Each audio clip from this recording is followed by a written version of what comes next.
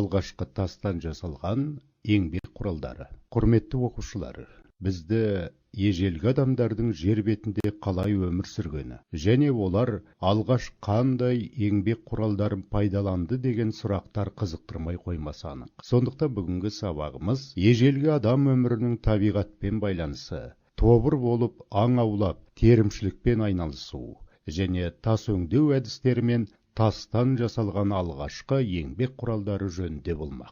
Ежелгі адамдардың өмірі.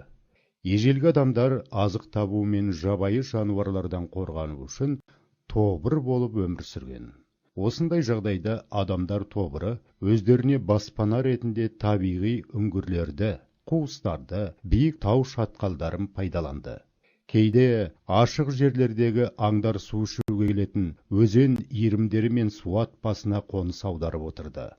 Тобыр құру аң аулауда түрлі қиындықтар мен қатал табиғат жағдайында өмір сүруге жеңілдік жасады. Ежелгі адамдар әуелде қолдан баспана жасауды, тамақ пісіруді білмеді. Олардың тұңғыш баспанасы үңгір болған. Олар аң терілерін төсеніш етіп, жыртқыш аңдар жоламас үшін үңгір аузына от жағып қойған.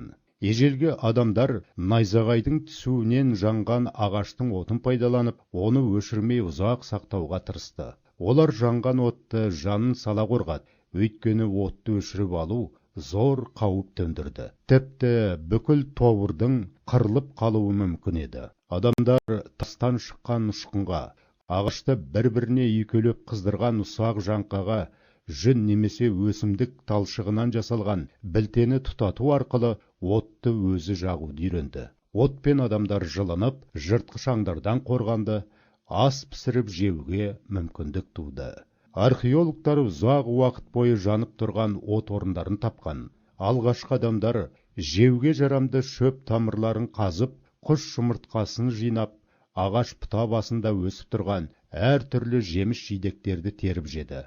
Күнкөрістің мұндай түрі терімшілік деп аталады. Сонымен қатар алғашқы қауымдағы адамдар аң аулаумен де айналысқан. Олар негізінен мамонт, бизон, марал және үңгір аюларын аулады. Аң аулауда шоқпар, найза және үшкір тас құралдар пайдаланылды. Жабайы жылқы бұғы арқарларды толассыз қуалап, болдыртып жарға тау шатқалдарына қаумалап ұстаған. Адамдар тобыр болып аң аулауда отпен үркітіп терең орға түсіру, биік құздан құлату тәсілдерін пайдаланды. Бұған олар жасаған еңбек құралдары дәлел болады. Еңбек құралдары.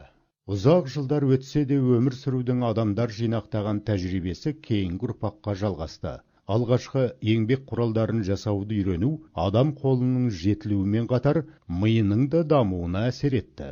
Уақыт өткен сайын адам қабілеті жетіліп, өз білгенін бір-біріне үйрете бастады. Алғашқы еңбек құралдары негізінен тастан жасалған. Оларды жарып бөлшектеп, жүзі өткірлерін алған. Алғаш олар қатты тас сынығын тауып алып, екінші таспен ұрып, бір жақ шетін жұқалап сындырды. Бұл салмақты қарабайыр кескіш құрал чоппер, яғни тас шапқы деп аталады.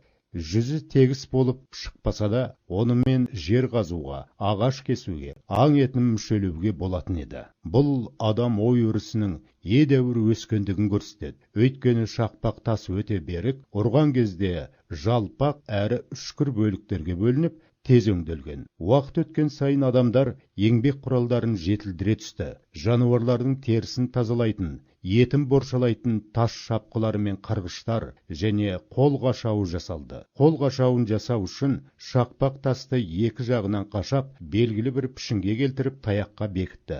Тастың үшкір жағын өткірлеу үшін екі жағынан басқа таспен қашады. Қолға ұстауға ыңғайлы болса, адамдар тас сынығын қару есебінде пайдаланған.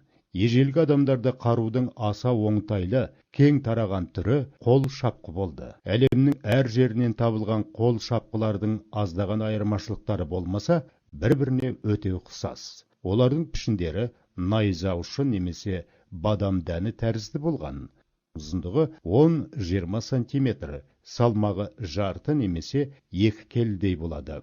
Шапқыға ұқсас қаруды 19 ғасырға дейін Тасмания аралындағы тайпалар пайдаланып келді. Бұл қаруды балта ретінде пайдаланған тасманиялықтар онымен ағаш діңгегін ойып, сол арқылы жоғарыға оңай өрмелеп шыққан.